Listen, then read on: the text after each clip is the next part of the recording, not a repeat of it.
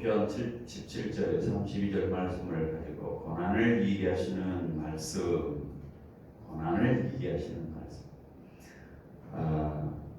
기다림의 의미를 가진 꽃이 어떤 것인지 여러분 아십니까? 기다림. 빨간색은 애타는 사랑. 그리고 흰색 꽃은 누구보다 그대를 사랑한다. 또 분홍색 꽃은 신중한, 추운 겨울에 피는 꽃이라 해서 선비의 절개와 지조를 상징하는 꽃. 여러분 혹시 매화 이렇게 생각하십니까? 아닙니다. 어떤 곳일까요? 동백입니다. 동백. 동백은 여로부터 고난을 겪어도 고난을 극복해내는 선비의 지조와 절개를 상징했습니다. 저희 집에 이제 동백꽃이 동백나무 화분을 갖다 놨더니 꽃이 안 피는 거예요. 야, 이게 왜 꽃이 안 피나? 실내에 두었더니 꽃이 잘 안 피어요. 그래서 베란다 추운 곳에다가 딱 옮겨놓고 봤더니 꽃이 피기 시작했습니다. 야, 이거 따뜻한 데서 안 피는 꽃이 동백꽃이면 추운 곳에서 꽃이 피고, 꽃이 질 때는 어떻게 지내냐? 보통 개나리 같은 꽃들은 이렇게 꽃잎이 하나씩 하나씩 떨어지고 이렇게 말잖아요. 동백은 어떻게 떨어져요? 지면 전체가 뚝 떨어져요. 이게 특징입니다. 이 동백꽃의 특징은 벚꽃처럼 그렇게 한 송이 한 송이 떨어지는 것이 아니고 전체가 뚝 떨어지는, 통째로 떨어지는 것을 특징으로 하는데, 이것은 불의에 순응하는 것이 아니고 조금씩 양보하는 것이 아니고 불의에 맞서 싸우는 선비를 상징한다 해서 예전에는 동백을 그렇게 선비의 꽃이라 그렇게 불렀습니다. 겨울에 꽃이 피는 게 동백이죠. 어렸을 때 결혼식 하면 그 꽃을 따다가 이렇게 이제 결혼식 때 그 신랑 신부 뿌렸던 것이 기억이 나는데, 동백은 추울 때 더 그 꽃의 진미를 발휘합니다. 성도는 이 동백처럼 어려움을 극복하는 사람입니다.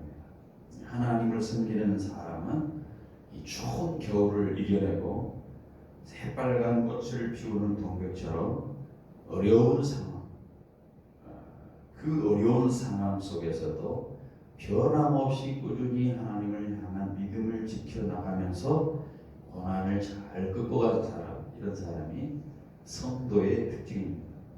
오늘 본문에 여러 고난에 대해서 언급해 있는 그 상황을 묘사하고 있습니다.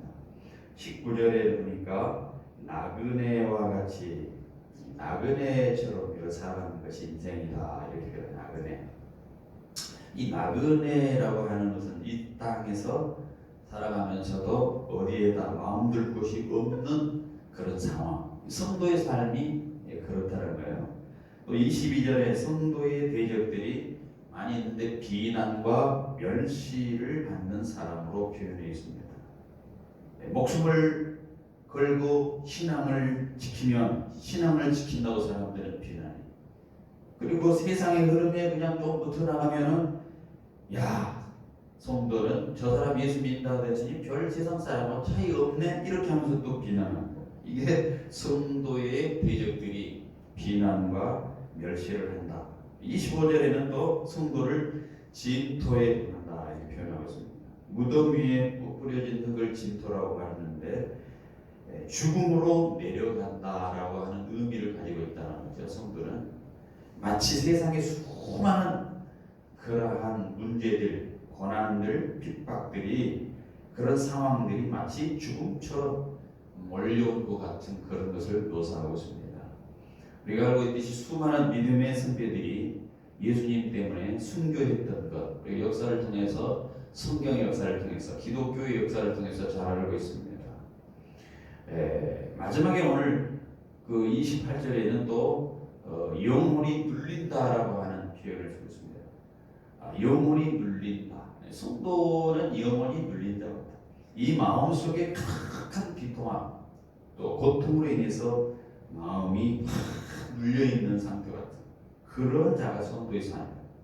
이처럼 우리가 세상을 살아가면서 성도는 여러 가지 일로 고난과 고통, 비난 이런 상황 가운데 처합니다. 그러나 그럼에도 불구하고 성도는 세상 속에서 마음 둘 곳이 없고 비난과 멸시를 받으며 그야말로 죽음의 고난과 영혼이 눌린 것 같은 그런 고통과 고난이 찾아온다 할지라도 우리가 하나님의 말씀을 붙들고 그 모든 것을 극복해 나갈 수 있는 사람이 누구냐? 바로 성도이다.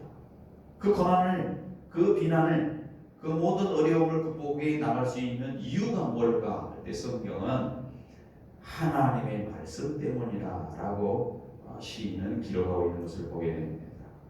하나님의 말씀이 우리를 건져 주시기 때문에, 건져 주시는 하나님 말씀. 그래서 시편 107편, 시편 저자는 107편에 이렇게 표현했어요. 고통 때문에 여호와께 부르짖음에 107편 20절에 그가 말씀을 보내어 그들을 고치시고 위험한 지경에서 건지시는도다. 말씀을 보내서 건지시고 지키시고 위험한 지경에서 건져주시는 하나님이라 그렇게 고백합니다. 하나님의 말씀은 우리가 고통 가운데 있을 때 영혼의 영육간의 고통에 있는 성도를 고치고 위험에서 건져주시는 능력이 있다는 것을 말하고 있는 거죠. 마찬가지로 시편 147편에서 시인 역시 마찬가지로 뭐라고 표현합니다. 서리와 우박과 추위가 찾아왔지만 하나님의 말씀이, 하나님께서 말씀을 보내셨다 그렇게 고백하고 있습니다. 147편 17절에 그의 말씀을 보내사 그것들을 녹이시고 바람을 불게 하신즉 물이 흐르는도다. 고난의 서리, 고난의 우박, 고난의 추위가 오지만 말씀을 보내셔서 그것들을 녹이시고 바람을 불게 하셔서 물이 흐르게 하는 그런 은혜가 있다. 무엇이? 말씀이 그렇다는 것입니다. 그래서 성도는 고난과 고통이 있다 할지라도 하나님의 말씀이 위험에서 건져주시는 그 추위와 같은 고난을, 추위와 같은 그런 고통을 녹여주신다라는 사실을 믿어야 합니다. 그러기에 우리는 이 세상을 살아갈 때 하나님의 말씀만 있으면 고난을 극복해 낼 수 있다는 것입니다. 오늘 본문의 그 시편 기자 역시 마찬가지로 악한 자들의 비난 그리고 고난 중에서도 주의 율례, 즉 주의 말씀을 묵상하며 그것을 통해서 그것을 극복하고 있다라고 그렇게 고백을 하고 있습니다. 여기 주의 말씀이 비방과 고난을, 비난을 극복할 수 있는 힘과 위로가 되기 때문에 그렇다는 시편 우리가 읽었던 119편 23절을 한번 다시 한번 읽어봅니다. 23절 같이 읽습니다. 같이 읽습니다. 시작. 고관들도 앉아서 나를 비방하여사 주의 종은 주의 율례들을 작은 소리로 읊조어나이다. 여기 읊조린다라고 하는 표현이 있는데 히브리어로는 시아흐라고 하는 단어를 씁니다. 계속해서 되풀이하여 되새긴다 그런 뜻입니다. 비방의 말이 내 마음에 차고 막 내 머리에 들어와가지고 내 생각에 가득합니다. 세상을 살아가면서 성도가 그렇지 않겠습니까? 예수 믿는 것들, 교회 다니는 것들, 뭐 주위에서 그런 것들을 통해서 우리가 의를 행하고 바른 것을 하다면 많은 그런 비난의 생각들을 우리에게 몰아넣습니다. 그래서 그것이 내 마음에 차고 내 생각에 가득 차서 나를 분노하게 하고 나를 절망하게 하려 할지라도 어떻게 한다? 시인은 주의 말씀을 계속해서 읽고 묵상함으로 그 비방의 말이, 그 비난의 말이 내 마음에, 내 생각에 사로잡히지 아니하고 주의 말씀을 내 마음에 가득 채워 나가서 이겨 나갈 수 있다는 거죠. 그것을 극복할 수 있다는 뜻입니다. 또 죽음의 공포가 우리를 힘들게 하고 짓누릅니다. 그것도 마찬가지로 나를 짓눌러도, 여기 보니 나를 짓눌러도 주의 말씀대로 나를 살아나게 하소서. 25절에 그렇게 표현합니다. 주의 말씀대로 살아나게 하다. 이게 살아나게 하다라고 하는 표현도 히브리어는 아야라고 그렇게 표현하고 있는데 생명을 가지게 된다, 소생하게 된다, 그런 의미가 있습니다.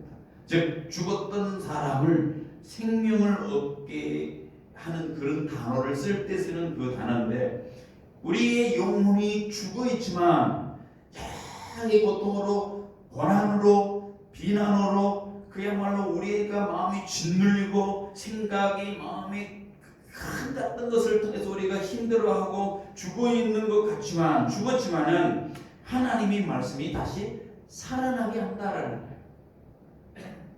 그것을 지금 시인은 고백을 하고 있는 겁니다. 뿐만 아니라 영혼의 염려, 영혼의 걱정으로 눌려 쓰러졌다 할지라도 주의 말씀이 우리를 세울 수 있다라고 28절에 그렇게 말을 하고 있는 거예요. 28절 같이 한번 읽어봅니다. 28절 읽습니다. 나의 영혼이 눌림으로 말미암아 녹사오니 주의 말씀대로 나를 세우소서.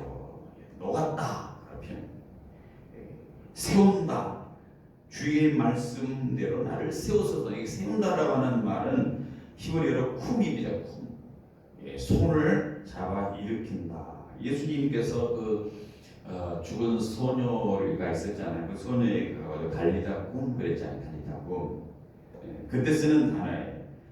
예수님이 소녀를 일으키 세우듯이 주의 말씀이 우리를 잡아서 세운다라고 할 때 쓰는 단어가 바로 쿰인데, 주의 말씀이 내 영혼의 눌림으로 말미암아 녹았까 내가 그냥 죽은 것 같이 그렇게 됐지만 주의 말씀은 나를 세운다라고 하는 그런 표현을 쓰고 있습니다. 쓰러진 우리의 영혼, 우리의 삶을 일으켜 세울 수 있는 주의 말씀이라고 하는 것이죠. 우리가 잘 알고 있듯이 그 열왕기상 18장에 보면은 갈멜산에서 엘리야가 이세벨의 그러한 거짓 선지자들, 바알과 아세라 섬기던 이세벨의 거짓 제사장들 850명과 대결한 그런 일이 있잖아요. 그가 하늘에서 내려오는 불로 그 모든 것들을 이기고 하나님의 능력을 엘리야가 경험을 했습니다. 세상의 유일한 신은 오직 하나님입니다. 850명의 바알과 아세라를 섬기던 거짓 선자를 다 죽이게 하는 그러한 능력을 경험했던 사람, 그래서 하나님이 살아계시고 유일하신 하나님이라고 목격했던 그런 사람이 누구입니까? 엘리야 아닙니까? 이 엘리야가 열왕기상 19장에 가면 이 이스라엘의 아방의 아내인 이 이세벨이 엘리야의 생명을 노린다라고 하는 그 소식을 듣고 그는 도망하다가 로댓나무 아래 가서 앉아서 그렇게 말을 하죠. 열왕기상 19장 4절에 여호와여 넉넉하오니 지금 내 생명을 거두소서. 하나님을 경험했던 사람, 유일하신 전능하신 하나님과 불을 내렸던 능력을 경험을 했지만은 그가 세상 살아갈 때에 그를 죽이겠다고 하는 이세벨의 그러한 소리를 듣고 두려움에 사로잡히고 사람이 죽인다고 하는 그 생각 때문에 두려움에 사로잡히고 그가 그 고난 때문에 차라리 나를 죽여주십시오라고 로댓나무 아래에서 그렇게 기도했던 그 엘리야를 우리가 기억하지 않습니까? 엘리야의 기도를 들어주시는 하나님, 그가 절망해가지고 그런 기도를 할 때 그 연약함을 아시고 엘리야의 기도를 들으시고 하나님은 천사를 보내서 떡과 물을 보내셔서 그에게 새 힘을 주셨어요. 깊은 무덤 속에 갇힌 듯, 오늘 우리 마찬가지야. 깊은 무덤 속에 갇힌 듯 현실이 갑갑하고 현실이 절망에 놓여있다 할지라도 하나님은 엘리야를 찾아서 그에게 생명을 주시고 새 힘을 주시고 필요를 세워주셨던 것처럼 우리에게 여전히 채워주시는 하나님, 우리의 영혼이 눌림으로 말미암아 녹은 것 같은 그런 상황이겠다 할지라도 주님께서 우리를 세워주시는 하나님, 그 하나님이라고 지금 시인은 고백하고 있습니다. 그러므로 사랑하는 성도님들이여, 우리가 할 일은 무엇입니까? 말씀과 기도를 붙드는 일밖에 없다는 사실. 성도는 고난을 극복하는 사람입니다. 우리는 고난의 무릎을 꿇는 사람이 아니라 극복하고 이겨내는 사람입니다. 무엇 때문에? 하나님의 말씀을 통해서 가능하다는 겁니다. 말씀 속에는 하나님께서 당신의 백성을 어떻게 돌보고 계시고 어떻게 위로하시고 어떻게 살피셨는가를 다 기록해 놓고 있습니다.